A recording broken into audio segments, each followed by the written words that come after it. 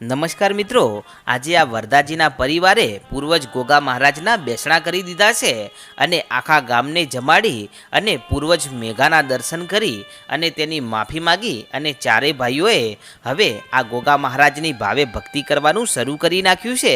ત્યારે સપને આવી અને ગોગા મહારાજ વરદાજીને એટલું પણ કહી ગયા કે વરદાજી, તમારા કૂવાનું જે ખોદકામ થઈ ગયું હતું અને એ કૂવો જ્યારે ધરાશાયી થઈ ગયો ને, એ કામ કરનાર હું પોતે જ છું અને તમારા કૂવાને ફોગટ કરનાર હું પૂર્વજ ગોગા મહારાજ હતો। પણ વરદાજી, હવે તમે ચિંતા ના કરો અને ફરી કૂવાનું ખોદકામ શરૂ કરો અને જો તમારા કૂવાને રંગે સંગે એ કામને પાર ના પાડું ને તો મને પૂર્વજ ગોગાને ઓળખે કોણ। અને ત્યારે વરદાજી એટલું બોલ્યા કે હે મહારાજ, તમારી વાત તો સાચી છે, પણ હમણાં ખેતીમાં કાંઈ પાક્યું નથી અને હવે કૂવો ખોદવાના આપણી જોડે નાણાં નથી। ત્યારે ગોગા મહારાજ એટલું બોલ્યા કે તમે કૂવો ખોદવાનું મુહૂર્ત જોડાવો અને પછી તો કૂવો કેવી રીતે ખોદાય છે અને એના નાણાં ક્યાંથી આવે છે ને એ બધું મારે જોવાનું। તમે ખાલી હવે મને ગોગાને આગળ કરી અને કામની શરૂઆત કરો। અને આટલી વાત કરી અને ગોગા મહારાજ અંતર ધ્યાન થઈ જાય છે અને આમ કરતાં કરતાં સવાર પડી। ત્યારે સવારે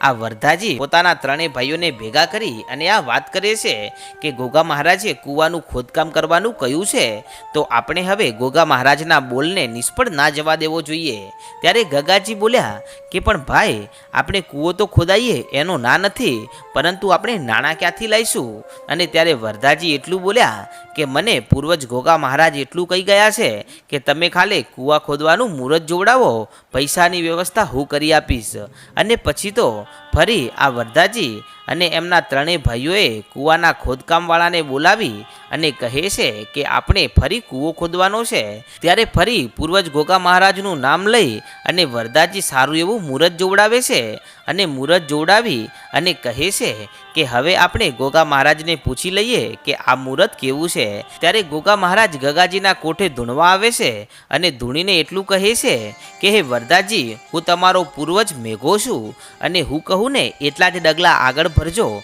તો તમારે કોઈ વાતનું દુઃખ નહીં આવે। અને તમે આ મુહૂર્ત જોવડાવ્યું છે, પણ હું ગોગો તમને એમ કહું છું કે તમે પાંચમના દિવસે કૂવાનું ખોદકામ કરજો અને પાંચમના દિવસે સવારે 8 વાગે તમને તમારા ખેતરમાં એક કાળો સાપ જોવા મળશે અને એ નાગ તમને જ્યાં ચાલતો ચાલતો જઈ અને જ્યાં ઊભો રહી જાય ને ત્યાં તમે ખોદકામ કરવાનું શરૂઆત કરજો। પણ હા, પહેલા દિવસે જ્યારે પણ કૂવાનું ખોદકામ કરો ને ત્યારે તમે 4 ભાઈઓ રહેજો, પછી બીજા દિવસથી તમારા જે મજૂરોને કામ આપવાનું છે એને કામ સોંપજો કે ભલે મહારાજ તમે કહેતા હોય એવું અમે કરીશું। અને હજી તો આ કૂવો ખોદવાનો 1 મહિનાની વાર છે અને ત્યારે આ જોઈતારામે હવે આ વાડીઓમાં પાણી આપવાનું શરૂ કર્યું છે, તેથી ફરી આ વાડીઓ લીલીછમ થવા લાગી છે અને ખેતરમાં સારો એવો ઘાસચારો પણ થઈ ગયો છે અને હવે તો વરદાજીના ઘરે ગાયો ભેંસોનું પણ સુખ થઈ ગયું છે। અને ત્યારે એકવાર વહેલી સવારે ગોગા મહારાજ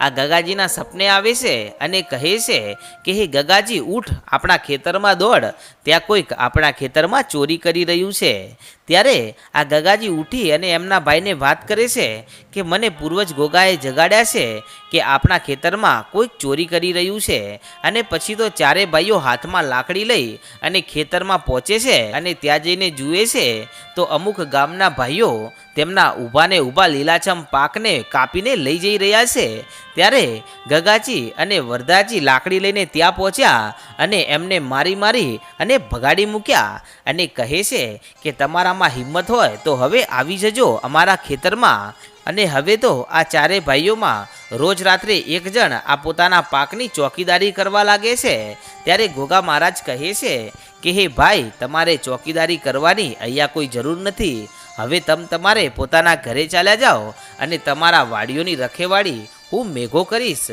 અને આમ પછી તો આ પૂર્વજ ગોગા મહારાજ બધી વાતે આ ચારે ભાઈઓને મદદ કરવા લાગ્યા છે। અને આમ કરતાં કરતાં પાંચમનો દિવસ આવ્યો ત્યારે પાંચમના દિવસે ચારે ભાઈ નાહી ધોઈ અને હાથમાં ફૂલોની થાળી લઈ અને ગોળ ધાણા લઈ અને પહોંચે છે પોતાના ખેતરમાં અને ત્યાં જઈને જુએ છે તો સામેથી એક મોટો નાગ આવે છે અને તે પણ ખેતરમાં ચાલતો ચાલતો આ જે કૂવો ખોદવાનો હોય છે ત્યાં જઈને ઊભો રહી જાય છે અને ત્યાં જ ફેણ માંડી અને બેસી જાય છે। ત્યારે આ પૂર્વજ મેઘાનો સંકેત ગગાજી સમજી ગયા અને કહે છે કે મોટાભાઈ અહીંયા જ આપણને આ પૂર્વજ ગોગા મહારાજ કૂવો ખોદવાની વાત કરે છે અને પછી તો ત્યાં ફૂલોથી ગોગા મહારાજને વધાવે છે અને પછી ત્યાંથી પેલો નાગ ચાલ્યો જાય છે અને ત્યાં જ આ વરદાજી અને એમના ત્રણ ભાઈઓ ખોદકામ શરૂ કરે છે અને ગોગા મહારાજનું નામ લઈ અને જ્યારે ખોદતા ખોદતા જ્યારે 2-3 ફૂટ જ્યારે ખાડો ખોદ્યો ત્યારે તેમાંથી ધન નીકળે છે